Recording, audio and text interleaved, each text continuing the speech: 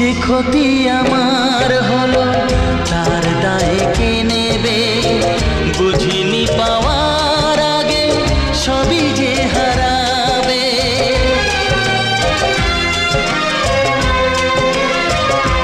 ও যে ক্ষতি আমার হলো তার দায়ে কে নেবে?